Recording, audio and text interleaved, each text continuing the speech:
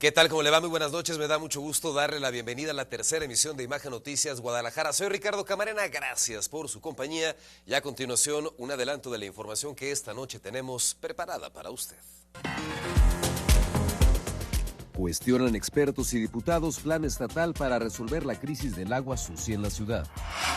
Abarrotan tapatíos el Fan Fest y la Minerva para presenciar el partido México-Ecuador. Desarticulan en Guadalajara presunto centro de falsificación de documentos oficiales.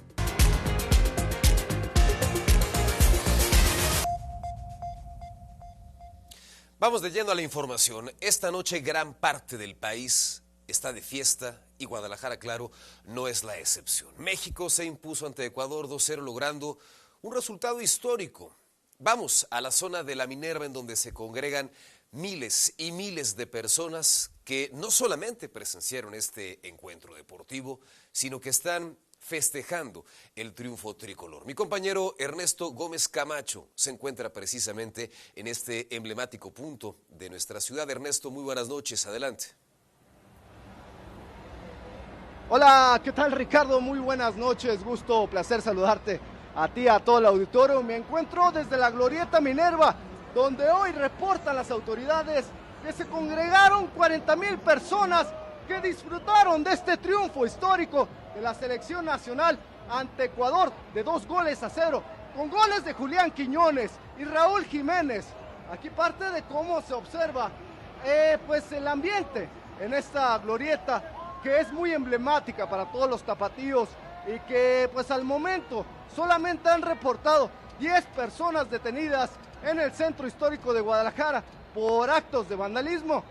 La información es lo que está aconteciendo hasta el momento y parece que la fiesta continuará hasta largas horas de la noche tras este triunfo histórico de la Selección Nacional de México, 2-0, y que después de 40 años por fin logran pasar a octavos de final. Este tan ansiado quinto partido se ha logrado y México estará en la cita el próximo domingo, esperando rival entre Inglaterra o República Democrática del Congo. Hasta aquí el reporte. Buenas noches.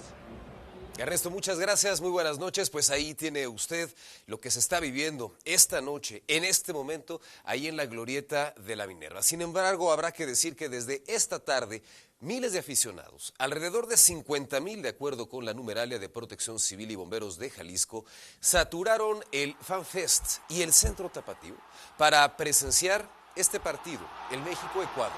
Se sabía que se trataba de un encuentro que generaría una enorme expectativa y en consecuencia una presencia multitudinaria de personas. Tan es así que las autoridades locales calibraron su estrategia de vigilancia para generar condiciones de seguridad a los asistentes. Estas son las imágenes que dan cuenta del ambiente que se vivió en el corazón de la ciudad.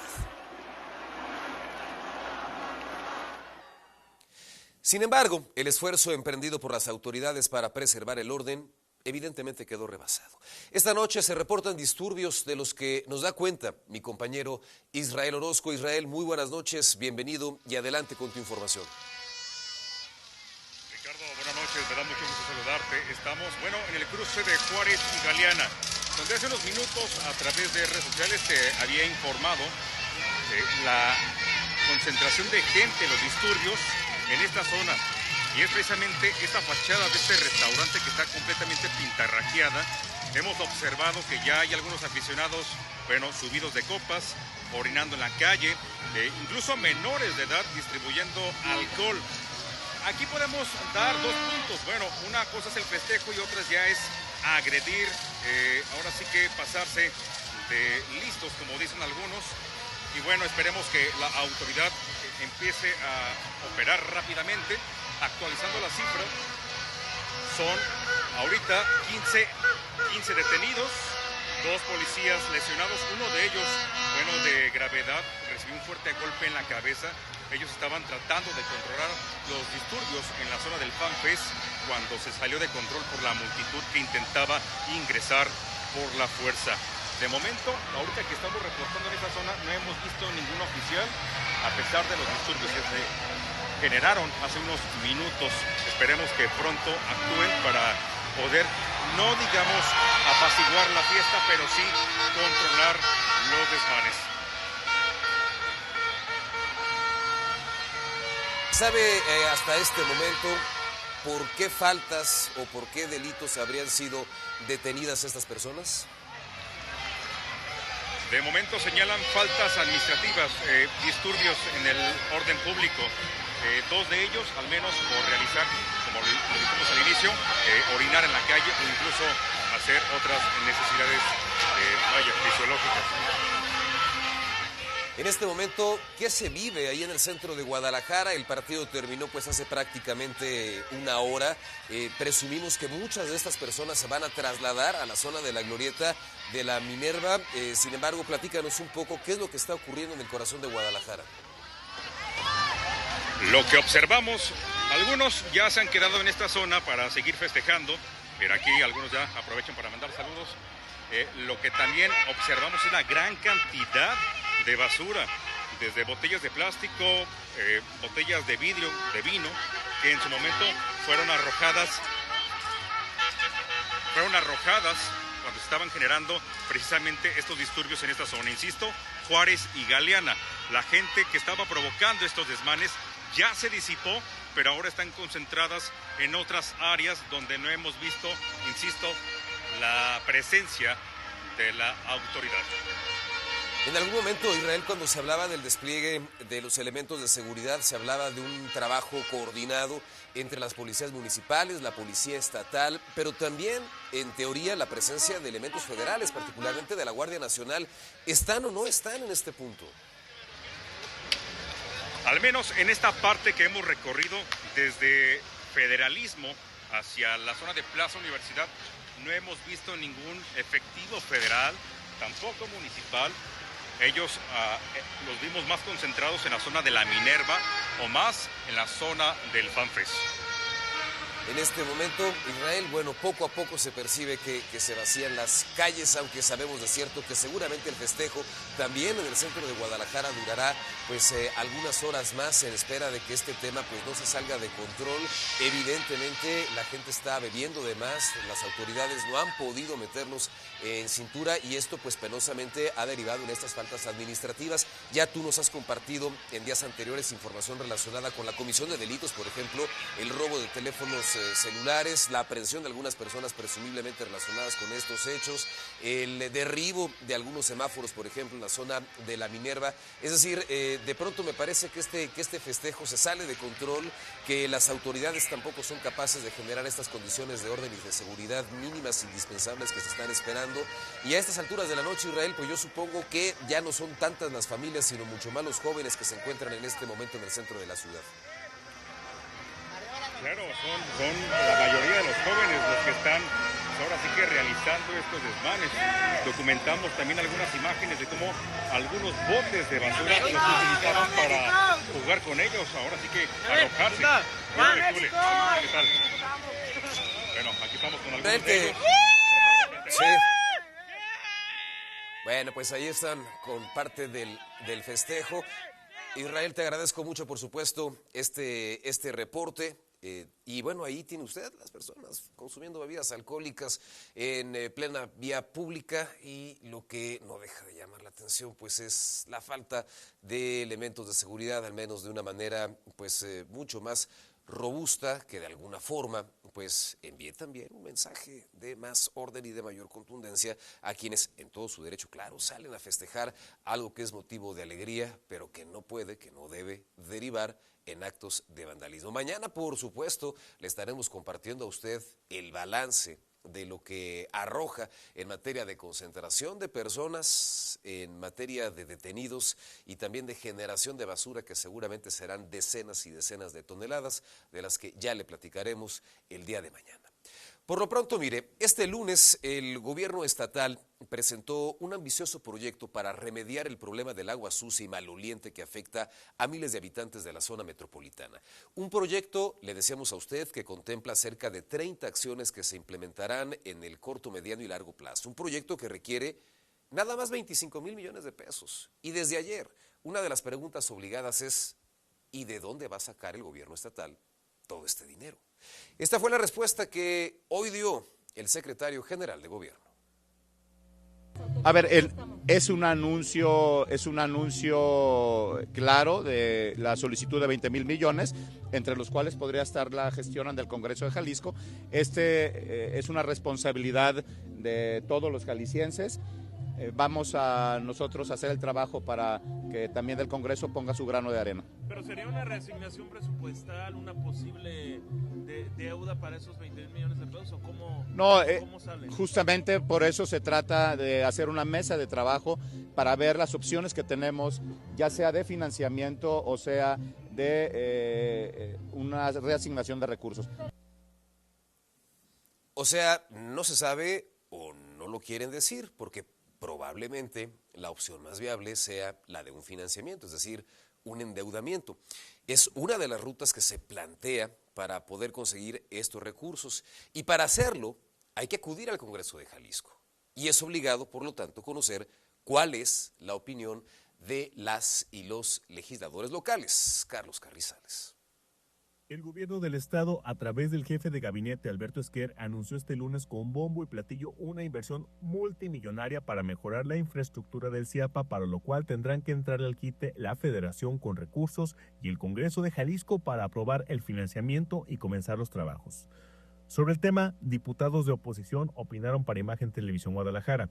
La presidenta de la mesa directiva, Alondra Fausto, perteneciente a la bancada del PRI, no niega que existe una crisis hídrica y que necesita atenderse, pero recalcó la falta de transparencia del organismo que abastece el agua. Habrá que ver las condiciones con las que llegarían estas iniciativas al Congreso, meternos bien al estudio y, por supuesto, poner los candados adecuados de cómo se va a utilizar este recurso. Y no solo el cómo se va a utilizar, sino pues también que sea transparente. Por su parte, el coordinador de la bancada de Hagamos, Tonatiuh Bravo, señaló que aún no reciben formalmente el proyecto y recalcó que los poderes legislativo y ejecutivo tienen que hacer mancuerna y no una imposición.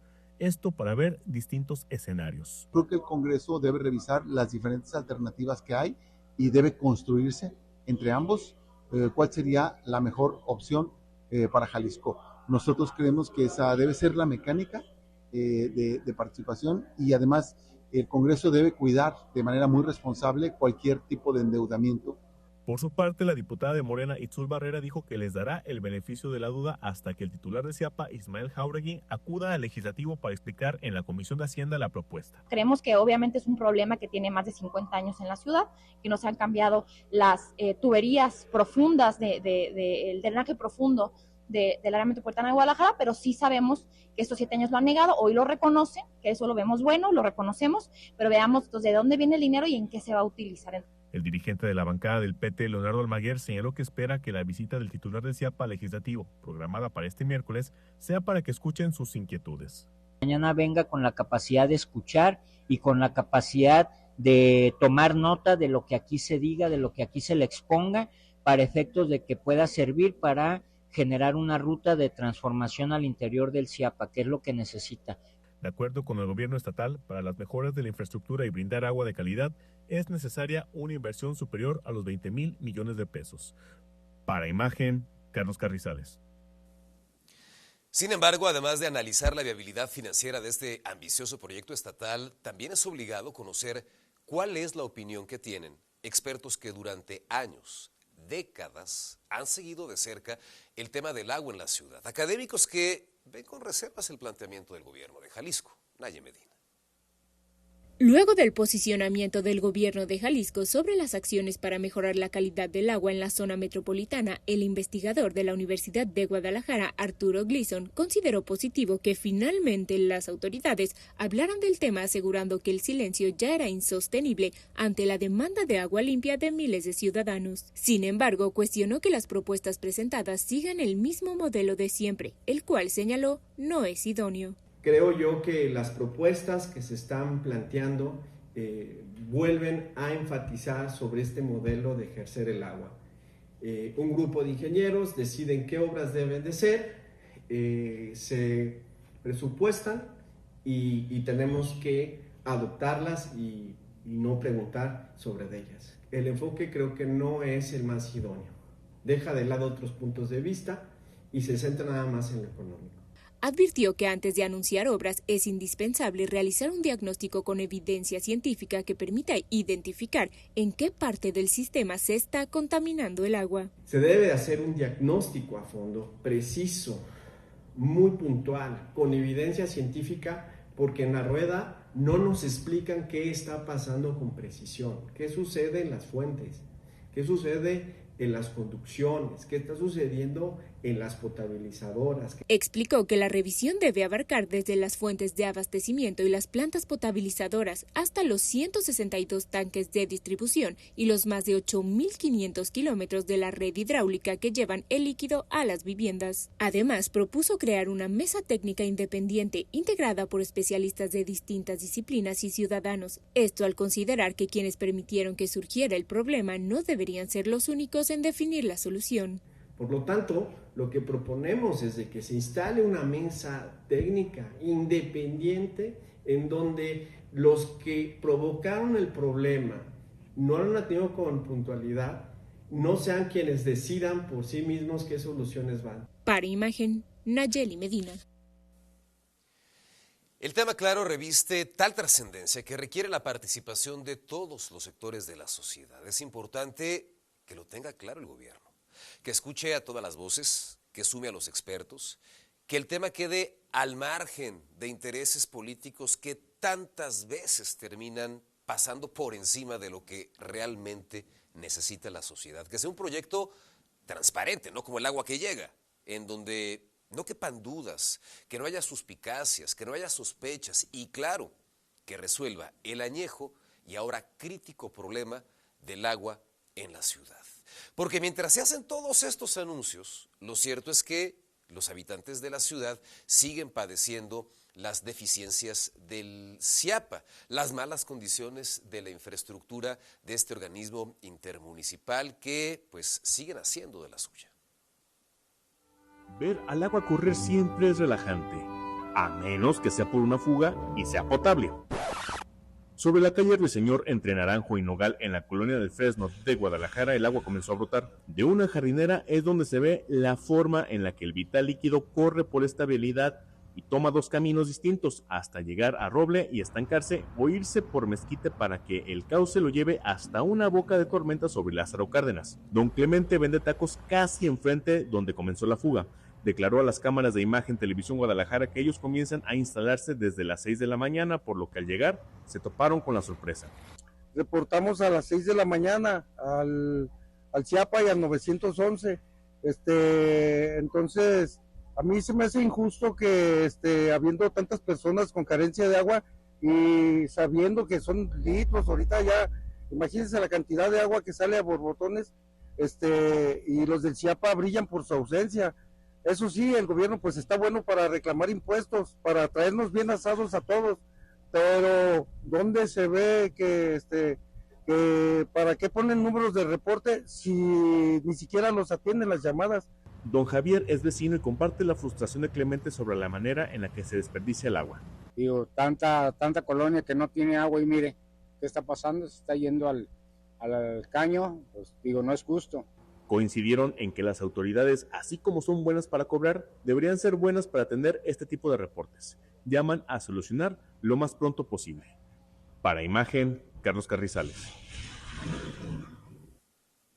Bueno, pues la historia la conocemos, los motivos nos los han explicado muchas veces, los compromisos han estado dándose a conocer de manera reiterada, pero lo cierto es que no cambia nada.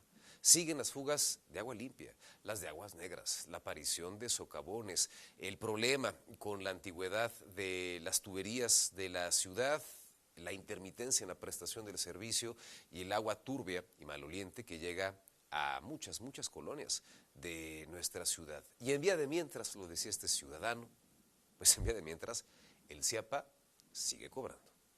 Una familia de 8 integrantes fue privada de su libertad en Ciudad Guzmán. Esa es la denuncia que hacen 2 mujeres y una niña que lograron escapar.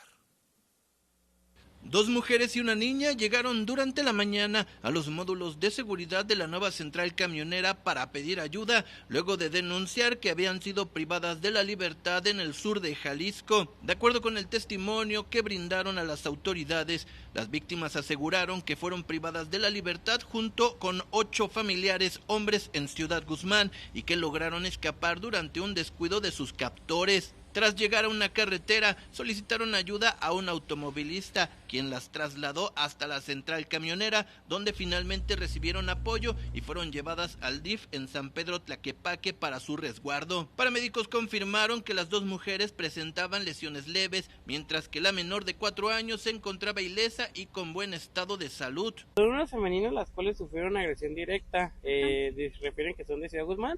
Un vehículo las dejó aquí y ya fue cuando pidieron el apoyo para la valoración. Únicamente heridas dermoabrasivas porque refieren que caminaron sobre el cerro y pues espinas en sus pies. La Fiscalía del Estado abrió una carpeta de investigación para esclarecer lo ocurrido, localizar al resto de las personas que presuntamente fueron privadas de la libertad y dar con los responsables.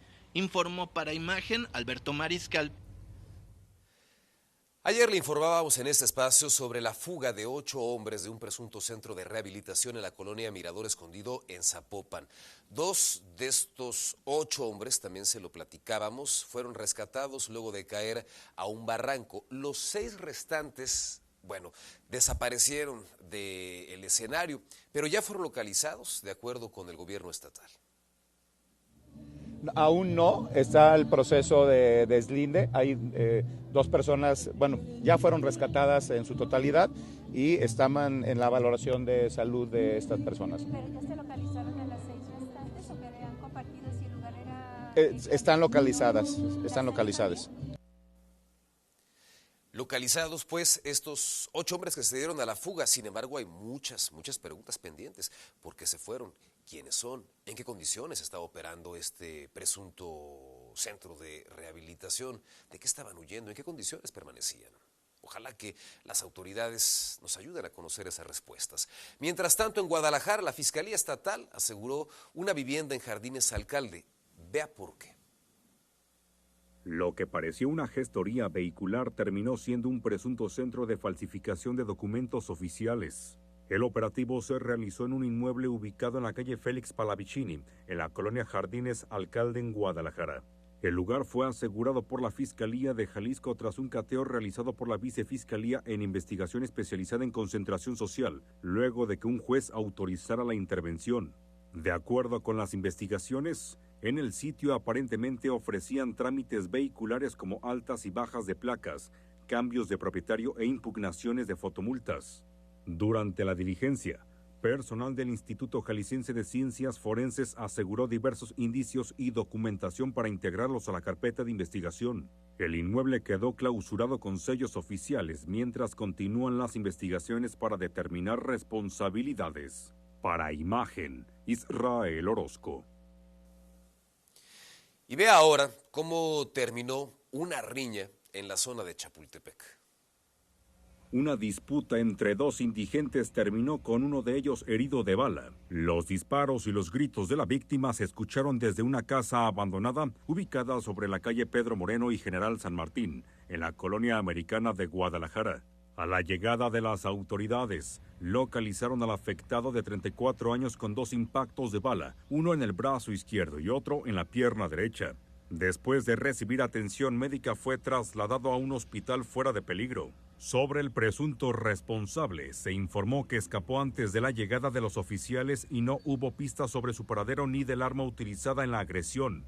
Cabe recordar que el pasado 4 de abril la misma finca fue incendiada presuntamente por personas en situación de calle que habitan el lugar.